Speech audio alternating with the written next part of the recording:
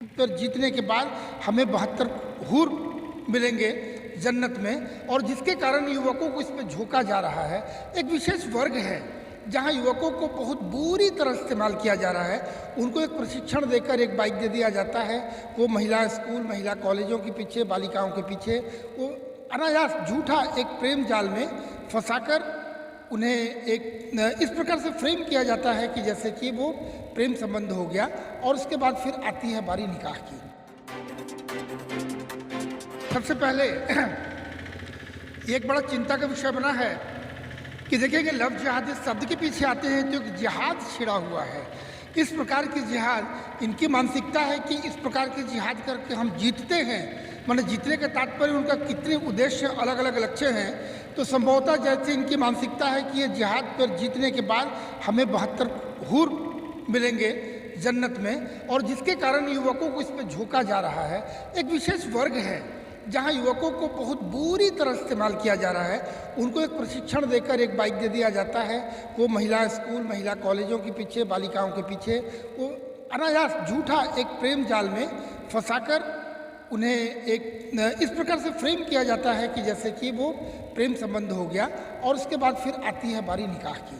और निकाह की जब बारी आती है तो वह धर्मांतरण का बात होता है। यानी ये साफ शब्दों में हम कह सकते हैं कि धर्मांतरण करने का ये नाटक, बल्कि एक उद्योग चल रहा है लव जिहाद के नाम पर, लैंड जिहाद के नाम पर। तो लव जिहाद के माध्यम से लड़कियों को अपने प्रेम जाल के माध्यम से, झूठे प्रेम जाल के माध्यम से फंसाना और उन्हें धर्मांतरित कर अपने धर्म में ले जाना। मैं सबसे पहले आदरणीय पूजनीय योगी आदित्यनाथ जी, मुख्यमंत्री उत्तर प्रदेश सरकार, मैं उनको तो बहुत ही अभिनंदन, बहुत आभार व्यक्त करूंगा पूरे भारतवासियों के बिहाफ में कि उन्होंने जो कदम उठाई है इससे प्रेरणा लेके अन्य राज्यों में भी होना चाहिए अविलंब। मैं साधु संत समाज की तरफ से भारत तिब्बत सहयोग मंच के केंद्रीय अधिकारी होने के नाते, संत सुरक्षा मिशन के राष्ट्रीय उपाध्यक्ष होने के नाते, और साथ ही साथ धर्म रक्षा के हिसाब से हम कह सकते हैं कि हम सरकार से ये मांग करेंगे, झारखंड सरकार से।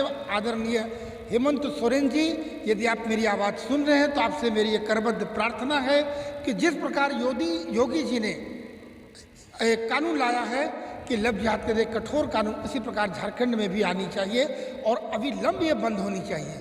देखिए, मैं ये भी कहने में संकोच नहीं करूँगा कि यदि सरकार कहीं ना कहीं किसी प्रकार से इसमें विलंब करती है, आनाकानी करती है और करने में अगर सकुचाती है, करने के मूड में यदि नहीं है, तो निश्चित तौर पर आप कहीं ना कहीं धर्मांतरण के भी पक्षधर हैं ऐसा माना जाएगा।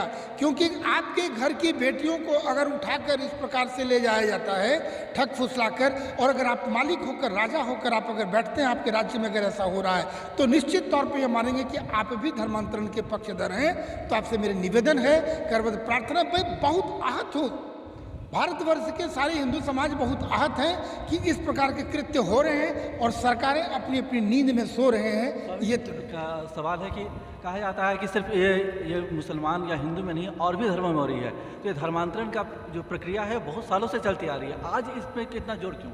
देखिए, सबसे पहले अगर आपका ये कहना है कि अन्य धर्मों में भी हो रहा है, हम हिंदू किसी का धर्मांतरण नहीं करते। हिंदू धर्मांतरण, हिंदू तो आदि काल से है।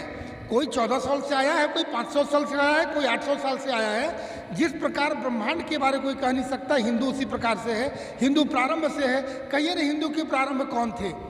अगर किसी ने किसी धर्म को प्रारंभ किया तो उसके प्रणेता का नाम सभी लोग जानते हैं, पर कौन कह सकते हैं हिंदू धर्म का प्रारंभ किसने किया है? हिंदू धर्म तो जब से सृष्टि हुई तब से है और जब तक है तब तक रहेगा।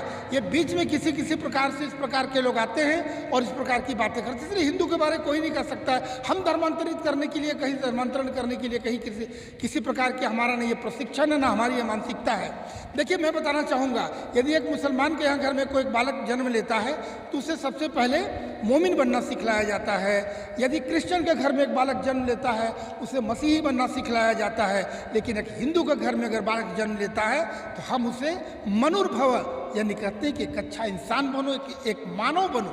हम उसे एक अच्छा मनुष्य बनने की शिक्षा देते हैं। हमारे अरे हम तो जंगल झाड़ को सांप बिच्छू को पत्थर को पूजने वाले हैं। हमारा हिंदू धर्म इतना विशाल है कि सिर्फ हिंदू धर्म ही कहता है सर्वे भवन्तु सुखिनः सर्वे सन्तु निरामया। एक हिंदू धर्म ही कहता है वसुधैव कुटुम्बकम। एक हिंदू धर्म ही कहता है कि सभी का कल्याण हो। हम नहीं कहते हिंदू का कल्याण हो, सभी का कल्याण हो। हमारे यहाँ ये कहा जाता है। हम तो गंगा की तरह हैं, लाख गंदगी है हम उसको संभाल लेते हैं और सभी को चेष्टा करते हैं। और साथ ही साथ आज भी हम अपना आचरण कभी नहीं छोड़ेंगे। जो भी जिसको मानने वाले हैं आप सभी मानो, सभी को स्वागत है। हम तो भारतवर्ष अपनी सीना खोल के रखे हैं, लेकिन शर्त है यदि आप राजस्थान और अगर अब्दुल कलाम की तरह रहेंगे तो सीने से लगा लेंगे, और नहीं तो आपको भाई बोलने में मैं कदापि कहीं मैं ये इससे रिफ्यूज़ नहीं करूँगा। जो भारत माता की जय नहीं कर सकता है, जो वंदे मातरम नहीं कर सकता है, वो कदापि हमारा भाई नहीं हो सकता है। भाई बनना है तो माँ भारती के अगर हम संतान हैं, आप भी संतान हमारे सहोदर बनेंगे तो भाई हैं, अन्यथा हम आपको कहीं स्वीकार नहीं करते हैं भाई बनने के लिए। और इस बात के लिए मैं आपको भी कहूँगा कि ये खेल बंद होना चाहिए। अपने धर्म पर सभी को आस्था रहनी चाहिए, विश्वास होना चाहिए, और अपने धर्म का पालन बहुत आचरण से करना चाहिए, जिस प्रकार सभी हिंदू करते हैं।